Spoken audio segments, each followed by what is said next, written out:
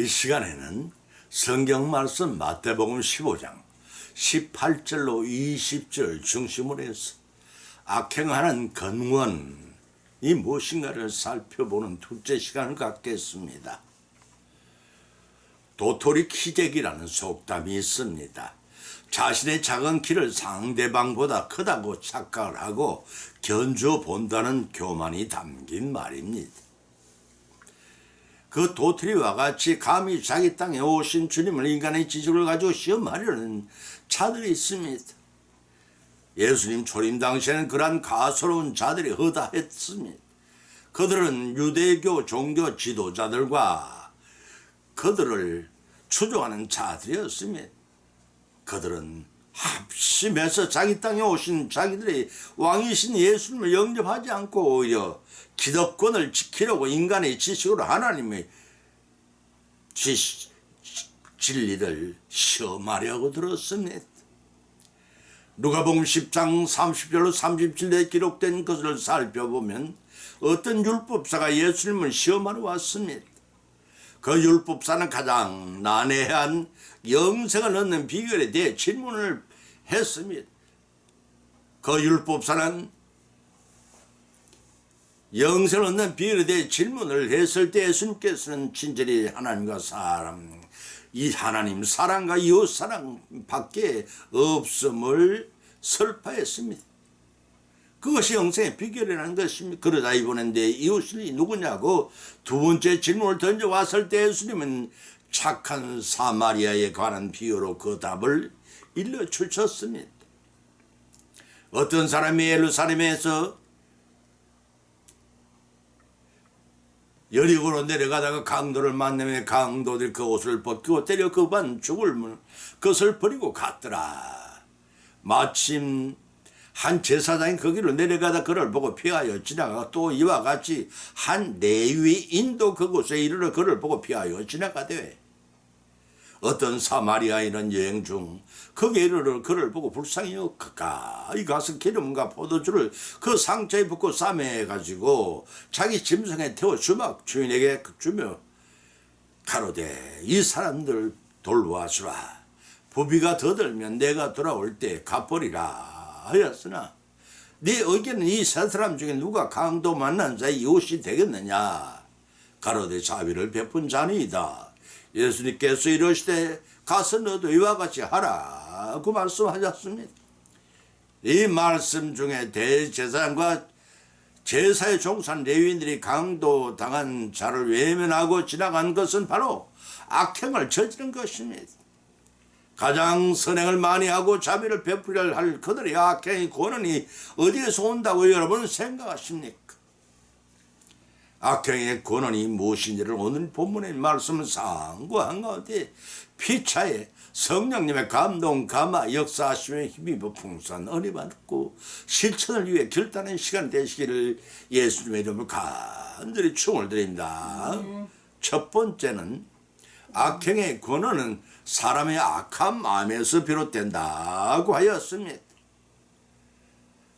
마태복음 15장 18절로 20절을 쳐다보면 입에서 나오는 것들은 마음에 나오나니 이것이야말로 사람을 더럽게 하느니라. 마음에서 나오는 것은 악한 생각과 살인과 간음과 음란과 도둑질과 거짓과 정과 회방이니 이런 것들이 사람을 더럽게 하는 것이요 씻지 않은 손으로 먹는 것은 사람을 더럽게 하지 못하느니라 그 말씀하셨습니다. 잠언서 23장 7절에서 기록하기를 그 마음의 생각이 어떠하면 그 위인도 그러하다라고 하였습니다. 이 말씀 사람의 인격과 입술을 지배하는 것이 곧 사람의 마음임을 일러주는 말씀입니다.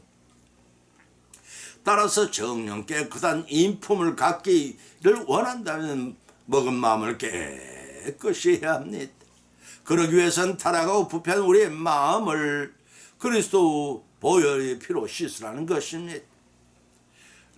에레미야 17장 9절의 말씀이 히브리서 10장 20에서도 기록하기를 우리가 마음의 뿌림을 받아 양심의 악을 깨닫고 몸의 맑음으로 씻었으니 참 마음과 온전한 믿음으로 하나님께 나아가자라고 역설했습니다.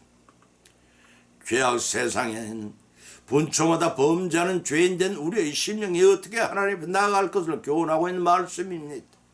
그 길은 주님께서 십자가에서 우리의 죄를 대속하기 위해서 흘려주신 그 보혈로 씻는 회개의 길밖에 없다는 것입니다. 그 답으로 하나님 말씀을 통해 제약된 세속의 찌든 마음을 매일 씻어내야 한다고 에베소 5장 26절에 밝히고 있습니다. 시편 106편 6절에서도 기록된 말씀을 찾아보면은 우리가 열조와 함께 범죄하여 사악을 행하며 악을 지었나니 우리의 열조가 애굽에서 주의 기사를 깨닫지 못하며 주의 많은 인자를 기억하지 아니하고 바다 곧 홍해에서 거역하시었나이다. 그러나 여호와께서 자기 이름을 위하여 저희를 구원하셨으니 그 큰 권을 알게 하려 하심이로다. 이에 광야를 지나감 갖게 하사라고 하셨습니다. 이 말씀의 뜻은 출애굽 당시에 바로에게는 내린 10대 재앙을 목격하였음에도 홍해가 앞길을 가로막자 죽어배운 애고의 기병들을 보고 하나님을 원망하기 시작했습니다. 그러나 하나님께서는 그 원망을 개의치 않으시고 홍해를 갈라 육지와 같이 이스라엘 백성이 건너게 하시는 구원을 통해 영적으로 집단 세례를 받게 하셨다는 뜻입니다. 그렇게 큰 은혜를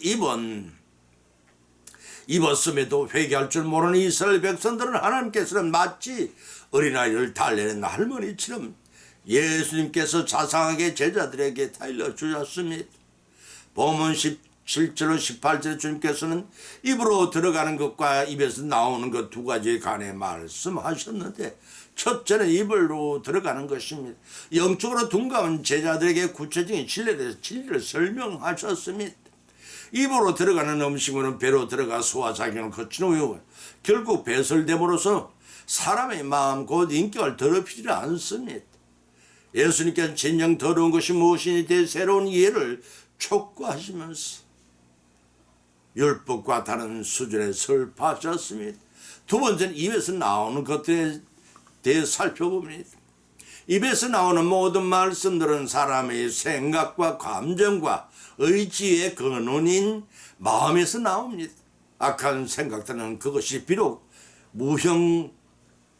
무형태적인 것이라 할지라도 사람 더럽게 하고 결국은 멸망으로 우리를 이끕니다. 여기서 마음으로 인간의 지닌 지정의의 핵심적인 좌소로서 인간은 바로 이것이 있기 때문에 비지성적이고 무책임한 짐승과 구별이 된다. 로마서 9장 2절과 10장 6절 8절 그리고 고린도서 4장 5절에서 밝혀놓고 있는 것입니다. 따라서 본문 19절에 나오는 마음에 나오는 구체적인 어떤 것이 사람을 더럽게 하는지를 설명해 주고 있습니다. 그것은 악한 생각이라는 것입니다.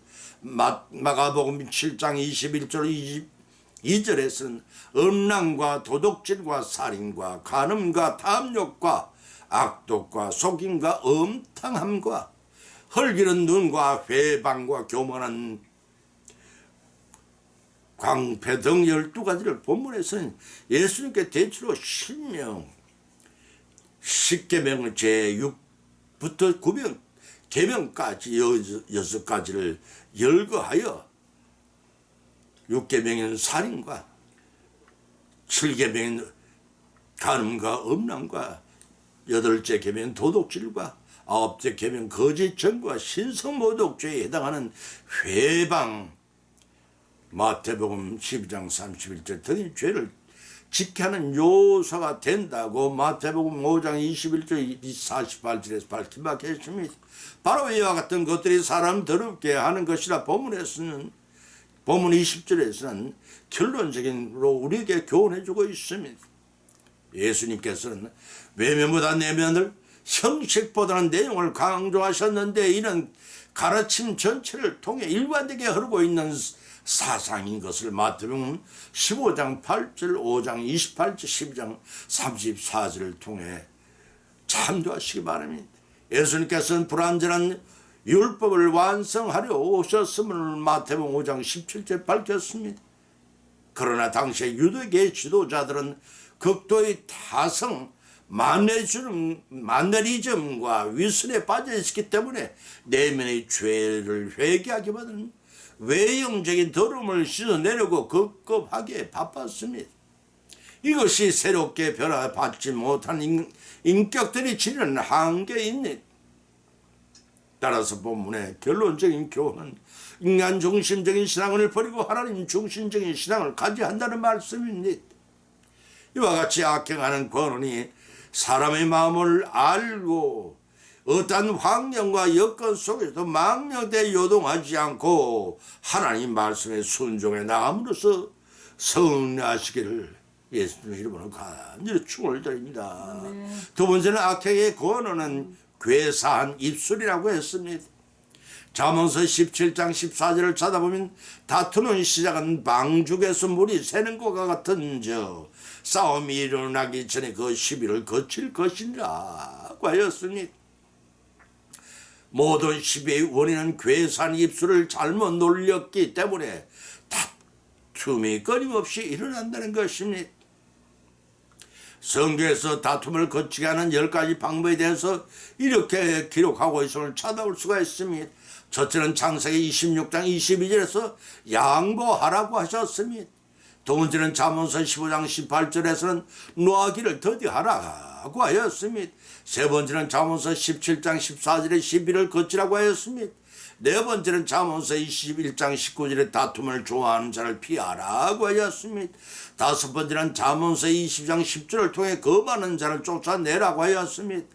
여섯 번째는 잠언서 26장 20절을 통해 말쟁이를 쫓아내라 하셨습니다. 일곱 번째는 갈라디아서 5장 16절과 22절 23절에서 성령을 쫓아 행하라고 하였습니다.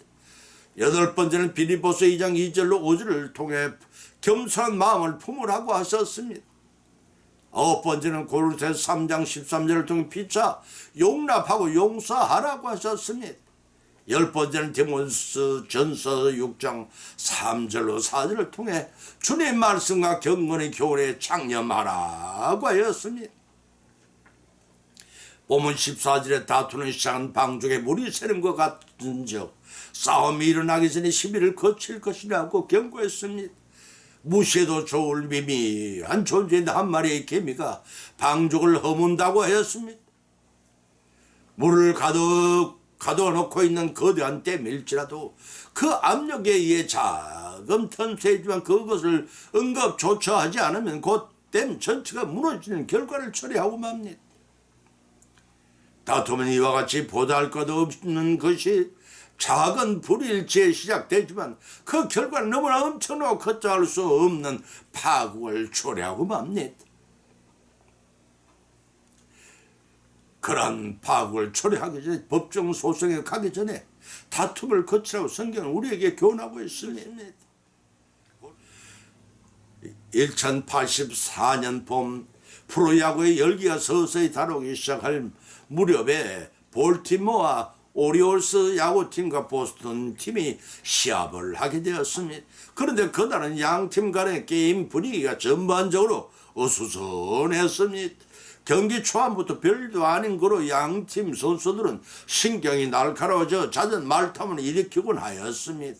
게임이 한참 긴박감 넘치게 진행되어오던 중에 오리올스의 존 맥그휴가 보스턴 내야 3루수와 싸움을 일으켰습니다.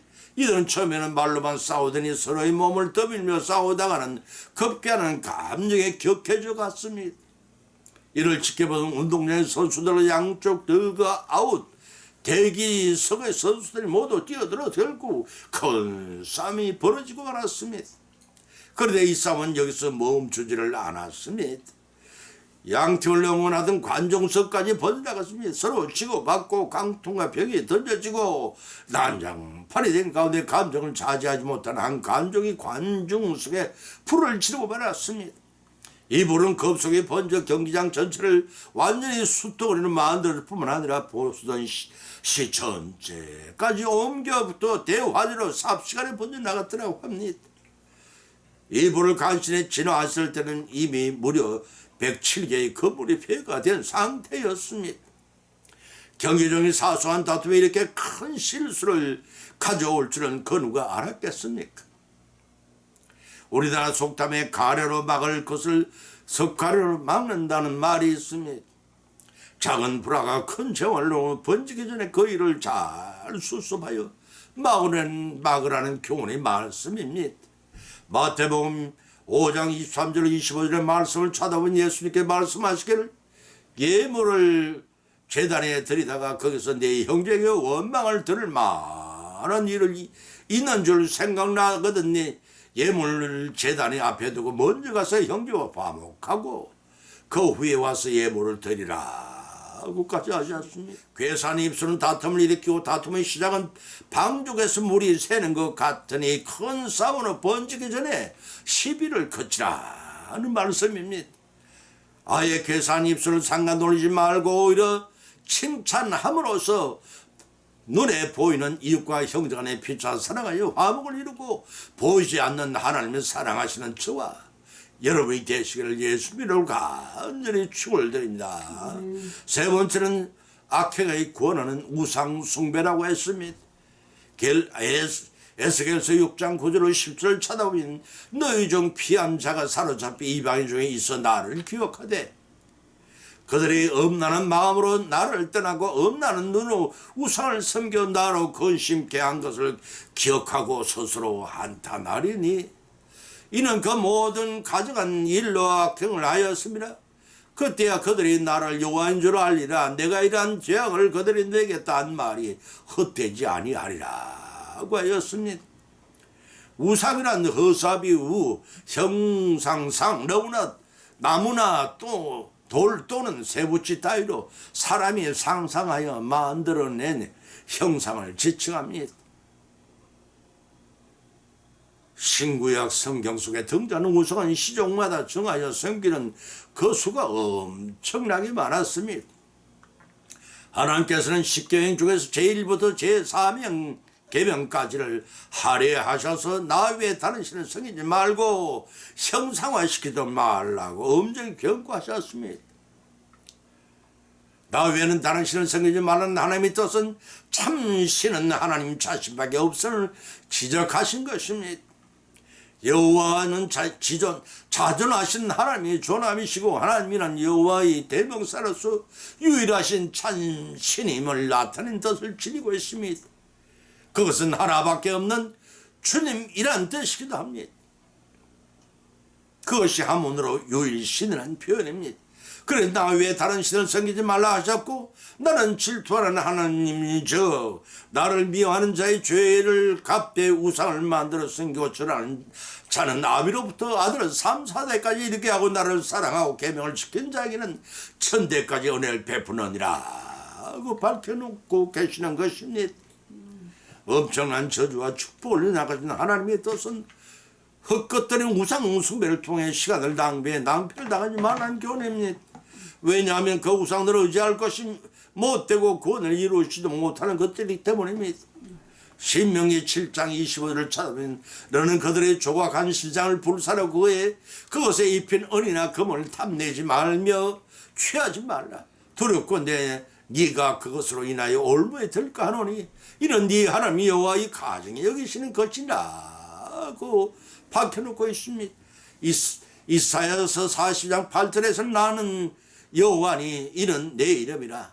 나는 내 영광을 다른 자에게 찬송을 우상에 주지 아니하리라고 밝혀두고 있습니다. 이와 같이 우상 숭배에 대한 오늘날의 개념은 확대되어서 하나님보다 더 사랑하는 물질이 아니라 자신들까지도 포함이 됩니다.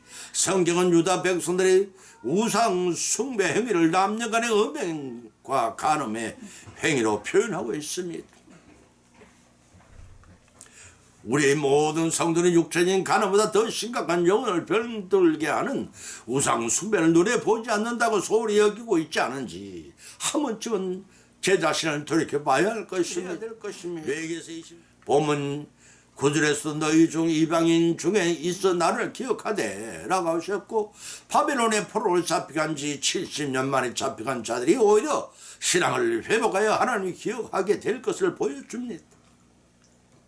그 가운데 에스겔을 비롯해 다니엘과 그의 세 친구와 에스더와 모르드게와 에스라와 느헤미야 같은 신앙이 더욱 신한 자들이 있었고, 그와 같은 자들을 통해 신앙이 바르게 개성되었던 것입니다. 본문 9절의 중반절에 음란 마음으로 떠나고 음란 눈으로 우상을 섬겨 나를 근심케 한 것을 스스로 한탄하리니, 이 말씀은 구약시대의 선자들 종종 하나님과 백성 사이를 관계로 결혼한 부부로 비유하여 하나님 백성이 우상을 섬기는 것을 음행으로 비유했음을 에스겔서 16장 1절로 43절, 23장 1절로 49절, 에레미야 3장 6절로 10절을 밝히 기록해주고 있습니다. 우상 숭배를 싫어하시는 하나님을 신인 동형 동성론적인 표현을 사용하고 곧잘 묘사하고 있습니다. 또 본절 말미에 스스로 한탄하리라는 말씀의 뜻은 하나님을 섬기지 않고 우상을 숭배하던 자들이 자신의 행위를 부끄러워하여 회개할 것을 뜻합니다. 멸망할 자들의 죄악의 끝은 영원한 형벌이요, 구원받은 자들에게 범죄의 결과가 한없는 부끄러움뿐입니다. 그래서 보면 10절은 그때야 그들이 나를 여호와인 줄 알리라 하지 않습니다. 포로로 끌려간 자들 중에 고난을 통해 구원을 얻게 하신 하나님의 권능과 하나님의 참 사랑을 깨닫게 될 것이란 뜻입니다. 따라서 본절에 하나님께 징계하시는 참 목적은 회개하고 돌아와 하나님께 영광을 돌리고 참되게 하나님이 섬기는 데 있습니다. 본절 끝에서도 내가 한 말이 헛되지 아니하리라는 말씀 두 가지로 생각할 수가 있습니다. 그 첫째는 하나님의 말씀 듣게 범죄한 백성의 징계는 반드시 성취된다는 민수기 29장 19절 말씀이, 두 번째는 이렇게 자기 백성을 열방 중에 어떻거나 맡게 하신 하나님의 사역이 헛되지 않을 것이라는 의미입니다. 그러한 의미에서 악행하는 권한은 우상을 숭배하기 때문이라는 것입니다. 하나님보다 더 사랑하는 우상 숭배 때문에 멸망당하지 말고 하나님 앞에 나와 회개함으로써 용서를 받고 더욱 하나님을 잘 섬겨 온전한 구원을 이루시는 저와 여러분의 여성의 믿음으로 성리하시기를 예수님의 이름으로 간절히 축원을 드립니다. 결론을 맺습니다. 오늘의 본 말씀 상고에 나가는 가운데 각자 믿음대로 은혜를 받았고 또한 세 가지 교훈을 받은 줄 압니다. 그 첫 번째는 악행하는 근원은 사람의 악한 마음 때문이라는 것입니다. 두 번째는 악행하는 근원은 사람의 괴산 입술 때문이라는 것입니다. 세 번째는 악행하는 근원은 하나님 대신에 우상을 숭배하기 때문이라는 것입니다.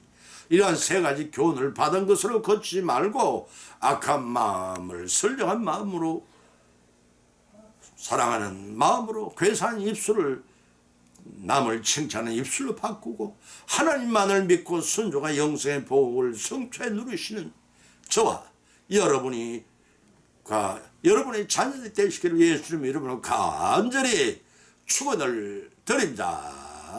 찬송가 304장을 올리겠습니다.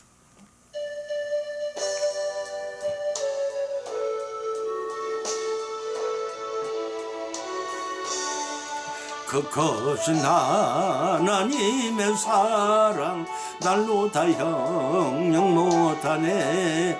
저 높고 높은 별을 넘어 이 낮고 낮은 땅 위에 죄범한 영혼 구하려 그 아들 보내사 화목제물 삼으시고 죄 용서하셨네.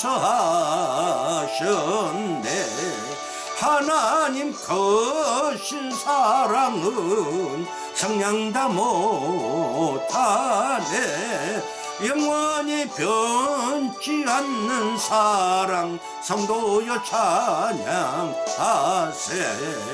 괴로로 날이 삼고 바다를 먹물 삼아도 한없는 하나님의 사랑 가기로 갈 수 없겠네.